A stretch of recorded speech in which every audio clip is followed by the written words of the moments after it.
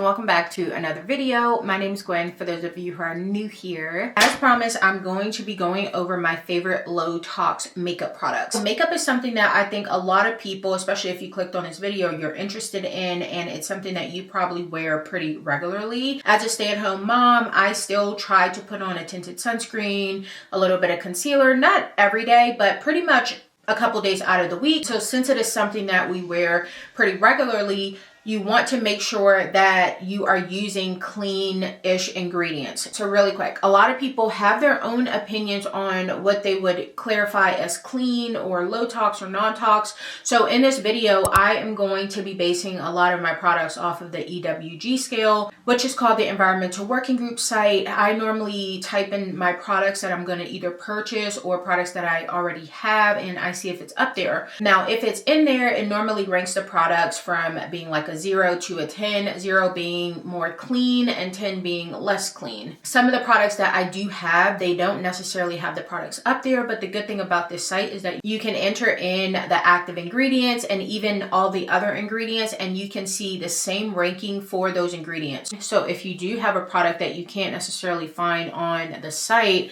just go ahead, look up the product's ingredients, type in the ingredients, and from there you can judge, hey, if this is a relatively clean product or not. Now, if you guys are completely new to my journey, I wanted to get pregnant about 2.5 to 3 years ago. Like any person trying to get pregnant, I tried to clean up a lot of things in my life. That's when I ran across talc and how using talc is not the best for fertility. And me being in the state of oh, I'm trying to get pregnant, I'm like, I need to remove this out of my makeup routine. And that kind of took me down the rabbit hole of a lot of products that I had. Pretty much all the mainstream beauty products that you guys can think of. I was a makeup junkie. I had it, okay? So that kind of took me down the rabbit hole of pretty much finding out about endocrine disruptors and how, you know, plastic is harmful, a bunch of different things that we're not going to talk about in this video. We're going to kind of stick to makeup products. I can do a deeper dive on this topic. I'm not perfect, okay? I still am slowly going in my home and cleaning up the products. Like right now, I'm finding about the dishwasher tablets, so I just had to change out the dishwasher tablets and probably go back to just washing dishes by hand. But anyways, we're not going to jump into that. We're talking solely makeup. Down that rabbit hole, I started to learn about beauty products being a huge factor in the fertility rates, and how a lot of ingredients in our makeup, a lot of ingredients in our body care, a lot of ingredients in all these self-care products that, you know, are being marketed to us daily is actually working against us. It's working against our health, and it's working against us being able to have kids. One of the biggest cosmetic brands, designer cosmetic brands in the world, their ex-formulator had contacted us. He said, quote unquote, cosmetic industry is destroying women's cells. Cosmetics issue is even bigger than the tobacco industry. Skincare, hair, feminine care products have been associated with reproductive problems. Some people just think oh, you know, what's the big deal? How harmful can it be? And I personally know in my personal life people struggling with fertility, and I'm sure you guys know as well. And I'm not saying that if you get rid of all these things, you won't have fertility problems. That's not what I'm saying. Sometimes it can be tweaked by the things that we change in our life, sometimes not. But if you can control certain things like our beauty products or like makeup, why wouldn't you want to try to do what's better for your health? First, I no longer wear foundation. Now, I do have some cleaner options for you guys if you do want a full coverage. And those options are right here. The few brands that I do recommend if you guys want to wear foundation is going to be RMS Beauty Foundation. I am in the shade 44, and RMS is a really clean brand that I can appreciate. This is one of the foundations, thicker foundations that I use if I want a super full flawless coverage. Following that RMS foundation, I love my crunchy foundation. Now this one I can only wear in the summer because This is super tan. So I do like to wear this in the summer because in the summer I like to soak up all the vitamin D. The other two, some people may have their own opinion about these two brands. They're more of mainstream clean brands. And I decided, let me get their foundation, see what it's about. This one is Kosas, okay? Kosas, I am in the shade 290 in the summer and then 270 in the winter. This one says that it has hyaluronic acid, niacinamide, you guys correct me. Peptide, squalene, provitamin B5, arnica, caffeine, which caffeine is really good for under the eye. If you guys have dark circles or you want to brighten your under eye, coffee and honey scrub right there, right before you put on your makeup, it does wonders. I live by it. This one is really good. I do like it, but I get irritation from this. So I am not a huge fan. And then the next one is going to be Ilia. This one also has niacinamide, allantoin plus allantoin. I hope I said that right. I am in the shade 8.75 Crest, and this one actually is like my ideal shade. It's almost perfect other than what I'm wearing right now, which I'll get into. But I love the shade match on this. Okay, now we're gonna jump into my favorite, which is tinted moisturizers and tinted sunscreens. So because my skin is at a place where it's just better, like literally my skin has never looked better in my life. I no longer need to wear foundations and instead I wear tinted sunscreens. I have 3 favorite tinted sunscreens, which are these 3. I almost don't want to recommend this product, but I cannot do a video like this and not share what I use pretty much every single day. The Suntagrity's 5-in-1 Tinted Moisturizer. Now, I am in the shade medium, and you guys would not like to know that this is the darkest shade.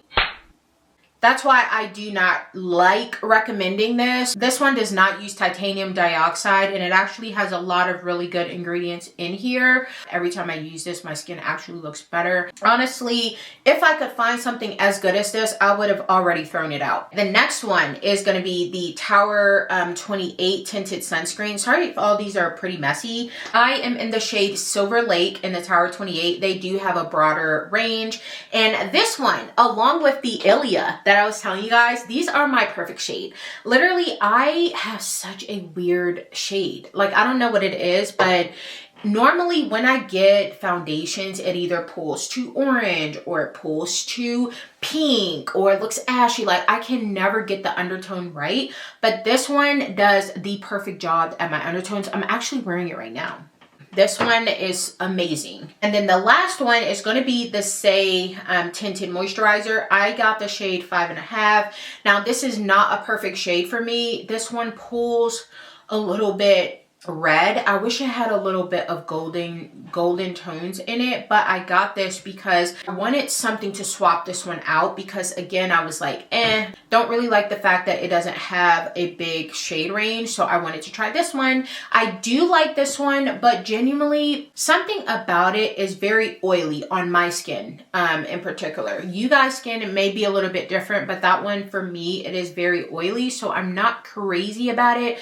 But I do like it, and I'm hoping that I can find something that totally swaps my Suntagrity's Tinted Moisturizer. Okay, so moving on to concealers, the under eye, the brightening aspect. I have a few faves, and like I did with the others, we're going to go from my favorite to least favorite. The Hint Beauty Concealer. I've used it so much, I've hit pan on it. This one I absolutely love. I am in the shade DC 3.5 Medium Tan. Say Concealers. So Say Concealers, I absolutely love. This one is the Hydra Beam Concealer in the shade HB3, and then this one is a newer concealer. This one is the Slip Tint Concealer in the shade 11. This one is so liquidy, it creases a lot on me, if I'm completely honest.